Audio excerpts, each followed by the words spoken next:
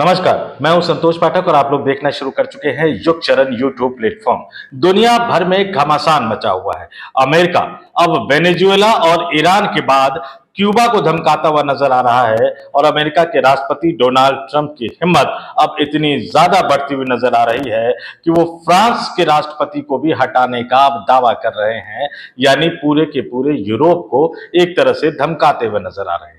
लेकिन एक तरफ दुनिया जहां लड़ाई में उलझी हुई है, जहां दुनिया के तीसरे विश्व युद्ध की तरफ बढ़ने की आशंका जताई जा रही है, वहीं दूसरी तरफ बिहार में न केवल कांग्रेस पार्टी और सत्तारूढ़ भारतीय जनता पार्टी आमने सामने है, बल्कि एनडीए गठबंधन के अंदर भी एक अलग तरह का घमासान मचा हुआ है। उस घमासान की स्टोरी लेकर मैं आपके सामने आया हूं, जिससे जुड़े एक एक तथ्यों को मैं आपके सामने रखूंगा। लेकिन उस बड़ी स्टोरी की शुरुआत करने से पहले आपसे एक अपील, आपसे एक आग्रह करना चाहूंगा। अगर आपने अभी तक इस YouTube मंच को सब्सक्राइब नहीं किया है तो आगे बढ़िए, युग चरण YouTube प्लेटफॉर्म को सब्सक्राइब जरूर कर लीजिए। और अब आते हैं आज की बड़ी खबर पर। बिहार में भारतीय जनता पार्टी अपना पुराना सपना साकार करने जा रही है। बिहार में भारतीय जनता पार्टी पहली बार अपना मुख्यमंत्री बनाने जा रही है और ये वो सपना है जिसका जिक्र जो है वो भारतीय जनता पार्टी के नेता गाहे बगाहे गलती से कर दिया करते रहे हैं। उनके मुंह से ये सब चीजें जो है वो निकल जाया करती रही है। विजय सिन्हा जो वर्तमान में उप मुख्यमंत्री है भारतीय जनता पार्टी के कोटे से, नीतीश कुमार की सरकार में, उन्होंने तो अटल बिहारी वाजपेयी का सपना बता दिया था कि बिहार में भारतीय जनता पार्टी की सरकार बनेगी, अपनी यानी अपना मुख्यमंत्री बनेगा। ये और बात है कि वही अटल बिहारी वाजपेयी ही नीतीश कुमार को बिहार में एनडीए गठबंधन का मुख्यमंत्री बनाकर भेजने वाले नेता थे। खैर, अब जब भारतीय जनता पार्टी का सपना साकार होने जा रहा है, नरेंद्र मोदी और अमित शाह की जोड़ी ने बिहार में भारतीय जनता पार्टी का नया मुख्यमंत्री चुन लिया है। नए मुख्यमंत्री का नाम प्रधानमंत्री मोदी और अमित शाह की जोड़ी ने लगभग सा फाइनल ही कर लिया है। अंतिम कुछ अलग अलग कोणों से उसकी वो कहते हैं ना कि जांच पड़ताल की जा रही है, यानी फैसले की अंतिम घोषणा से पहले अलग अलग तरीकों से उस तमाम फैसले की अच्छाइयां, बुराइयां, पॉजिटिव, नेगेटिव फैक्ट्स जो हैं उनको वेरीफाई एक तरह से किया जा रहा है। राष्ट्रीय स्वयंसेवक संघ को भी समय आने पर उसकी जानकारी दी जाएगी।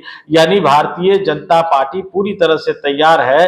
नीतीश कुमार भी अपना मन एक तरह से वो मान चुके हैं कि भैया उनको मुख्यमंत्री की कुर्सी छोड़नी पड़ेगी और अब किसी और को मुख्यमंत्री बनाना पड़ेगा।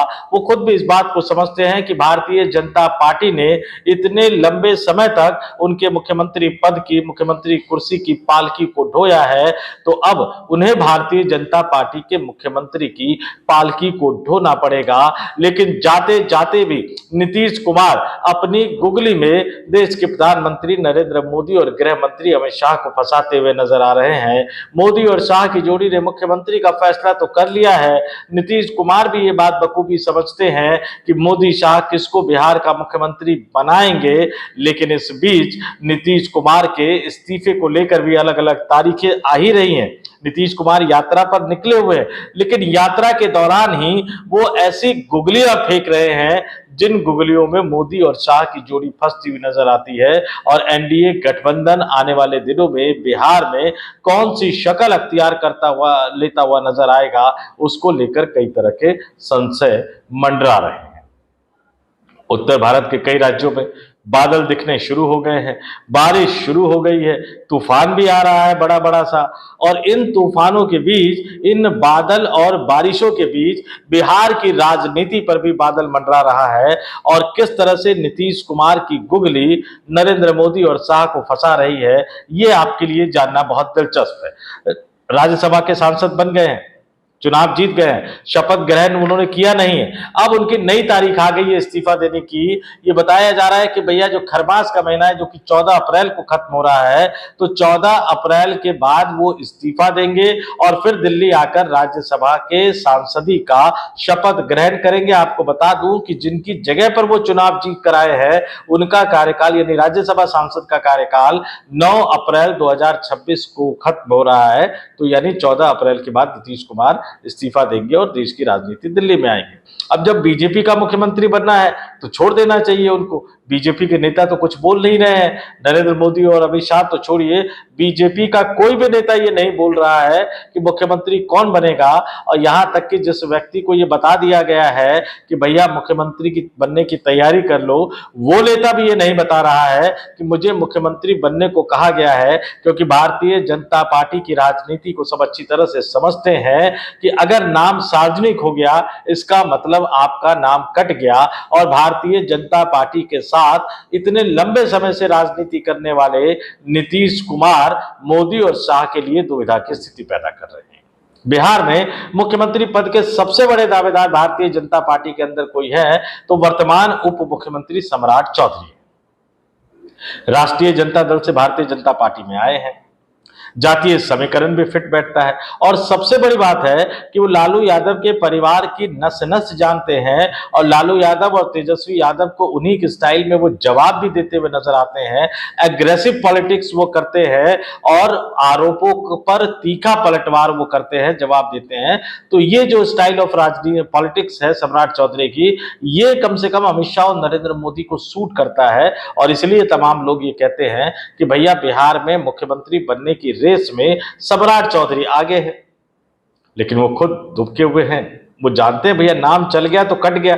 अब यहां बिहार के मुख्यमंत्री जो कि यात्रा पर निकले हुए हैं, जिनको इस्तीफा देना है, बिहार सरकार के मुखिया का पद छोड़ना है, वो अपने मंचों से, अपनी रैलियों से बार बार इस तरह का हिंट देते हुए नजर आ रहे हैं कि सम्राट चौधरी ही अगले मुख्यमंत्री बने। एक जगह कंधे पे हाथ रख के कह देते हैं कि अब यही सब संभालेंगे, एक जगह लोगों से कहते हैं कि ताली बजा दीजिए इनके लिए, यही सब संभालेंगे। एक जगह तो जो मंच का संचालन कर रहे थे उन्होंने भी कह दिया सम्राट चौधरी के उठने पर कि मुख्यमंत्री के स्वागत में जोरदार ताली बजाइए। और नीतीश कुमार लगातार बार बार हर मंच से इस तरह का संदेशा देने की कोशिश कर रहे हैं कि सम्राट चौधरी ही बिहार के अगले मुख्यमंत्री होंगे भारतीय जनता पार्टी के कोटे से। अब आपको लग रहा होगा कि भैया ये तो अच्छी बात है, सम्राट चौधरी मुख्यमंत्री बनेंगे। लेकिन याद कर लीजिए, नरेंद्र मोदी और अमित शाह जब से केंद्र की राजनीति में आए हैं, उन्होंने हमेशा चौंकाने वाला फैसला किया है। आप मध्य प्रदेश उठाकर देख लीजिए, आप राजस्थान उठाकर देख लीजिए, आप 2017 का उत्तर प्रदेश का विधानसभा चुनाव उठाकर देख लीजिए, आप किसी भी राज्य का चुनाव उठाकर देख लीजिए, जहां जहां जिस व्यक्ति को कमान सौंपी गई है उसके बारे में, उनके बारे में दूर दूर तक कहीं कोई जिक्र नहीं था। शिवराज सिंह चौहान को जब हटाया गया तो उस समय कई नेताओं के नाम मध्य प्रदेश के मुख्यमंत्री के लिए चले, जिसमें कैलाश विजयवर्गीय थे, जिसमें नरेंद्र सिंह तोमर थे, जिसमें प्रहलाद पटेल थे। और कोई सोच भी नहीं सकता था कि मोहन यादव को अमित शाह और नरेंद्र मोदी मुख्यमंत्री बना देंगे मध्य प्रदेश का। राजस्थान में जब विधायक दल की बैठक हुई, बल्कि उस समय तक जब राजनाथ ने वसुंधरा राजे सिंधिया को पर्ची पकड़ाई, वो पर्ची देखकर वसुंधरा राजे सिंधिया का जो चेहरे का भाव बदला, वो खुद नहीं सोच सकती थी कि भजनलाल शर्मा को मोदी और शाह राजस्थान का मुख्यमंत्री बना देंगे।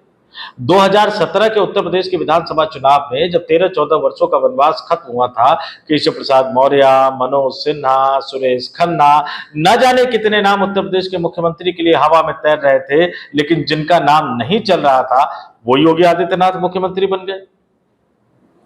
तो बिहार में जिन सम्राट चौधरी का नाम बार बार चलाने की कोशिश नीतीश कुमार कर रहे हैं, सम्राट चौधरी के नाम के सहारे एक मनोवैज्ञानिक दबाव, एक मनोवैज्ञानिक प्रेशर डालने की कोशिश कर रहे हैं अमित शाह और नरेंद्र मोदी की जोड़ी पर। क्या मोदी और शाह की जोड़ी उस प्रेशर को, उस तनाव को लेगी? क्या वो नीतीश कुमार की गुगली को झेल पाएगी? क्या चौंकाने वाला जो एलिमेंट उनके फैसले का रहा है वो उसको फॉलो करते हुए नजर आएंगे या नीतीश कुमार के झांसे में आ जाएंगे? और अब नीतीश कुमार के इस बयान को सिर्फ ऐसे ही मत समझिए, ये नीतीश कुमार का बयान कितना ज्यादा फंसाने वाला है कि भैया नीतीश कुमार की बात अगर मान लेते हैं तो फिर इनका चौंकाने वाला जो एलिमेंट है, जो फॉर्मूला है, वो मोदी और शाह का फॉर्मूला हवा में उड़ जाएगा। सरकार में एक मैसेज जाएगा कि मुख्यमंत्री भले ही भाजपा का हो लेकिन चलती नीतीश कुमार की है, तो बिहार प्रशासन में जनता दल यूनाइटेड का एक अपर हैंड होगा। और अगर नहीं मनाते हैं सम्राट चौधरी को तो यह भी ध्यान रखिएगा, सम्राट चौधरी मूलतः आरएसएस बैकग्राउंड से नहीं है, सम्राट चौधरी मूलतः भाजपाई नहीं। मैंने बताया आपको कि राष्ट्रीय जनता दल से वो आए हैं। याद कर लीजिएगा, असम में एक जमाने में कांग्रेस से आए हेमंता बिस्वा शर्मा ने बाकायदा अमित शाह को चिट्ठी लिख दी थी नाराजगी भरी कि मैं संन्यास ले लूंगा, मैं अलग हट जाऊंगा राजनीति से, और पता नहीं उसमें क्या क्या लिखा था। जब उनको मुख्यमंत्री नहीं बनाया जा रहा था असम का, बाद में बीजेपी आलाकमान को थक हार कर हेमंता बिस्वा शर्मा को असम का मुख्यमंत्री बनाना पड़ा और सर्बानंद सोनोवाल को उनको केंद्रीय मंत्री बनाकर दिल्ली लेकर आना पड़ा। सम्राट चौधरी मुख्यमंत्री नहीं बनाए जाएंगे तो सम्राट चौधरी का रिएक्शन कैसा होगा, इसका अंदाजा अभी आप लगा नहीं सकते, लेकिन वो निश्चित तौर पर पार्टी के अंदर एक नए तरह के घमासान को शुरू कर देगा और विपक्षी दल तो लपकने के लिए तैयार बैठे ही हैं।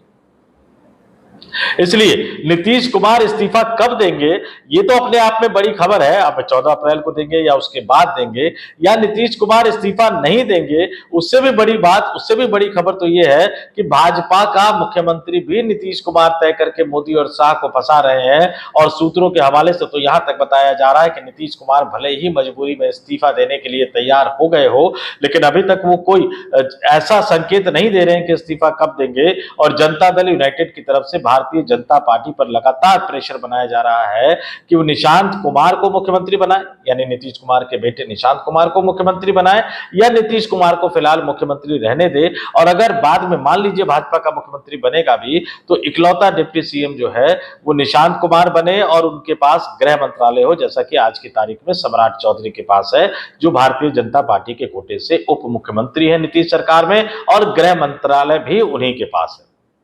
जनता दल यूनाइटेड और नीतीश कुमार शर्तों की एक लंबी फहरिस्त लेकर दबाव डाल रहे हैं भारतीय जनता पार्टी पर, मोदी शाह की जोड़ी पर, क्योंकि उनको पता है कि जब तक उनको अपना मुख्यमंत्री बनना था तब तक तो बीजेपी उन पर दबाव डालती थी कि भाई हमारा मंत्रिमंडल ये होना चाहिए, मंत्रालय ये होना चाहिए, इतने मंत्री होने चाहिए, आपसे ज्यादा मंत्री होने चाहिए।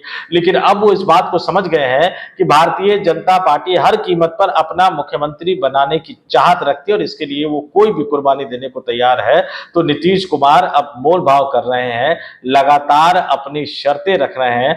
देखते हैं आने वाले दिनों में नीतीश कुमार कब इस्तीफा देते हैं, और इस्तीफा देने के बाद क्या उनकी चाहत के अनुसार सम्राट चौधरी मुख्यमंत्री बनाए जाएंगे, या फिर मोदी और शाह की जोड़ी अंतिम समय पर कोई और फैसला करने जा रही है। कमेंट करके जरूर बताइएगा आपको ये स्टोरी कैसी लगी, अपने विचार हम तक जरूर पहुंचाइएगा, स्टोरी को लाइक कर दीजिएगा। और जाते जाते फिर आपसे अपील करूंगा, अगर आपने अभी तक इस मंच को सब्सक्राइब नहीं किया है तो आगे बढ़िए, युग चरण यूट्यूब प्लेटफॉर्म को सब्सक्राइब कीजिए, हमारे वीडियो देखिए, पसंद आए तो ही लाइक कीजिए, शेयर कीजिए, 2-4 लोगों तक आगे बढ़ा दीजिए। तो इस वीडियो में इतना ही, मुझे यानी संतोष पाठक को दीजिए इजाजत। आप तमाम लोग देखते रहिए युग चरण यूट्यूब प्लेटफॉर्म। बहुत बहुत धन्यवाद, आभार, नमस्कार।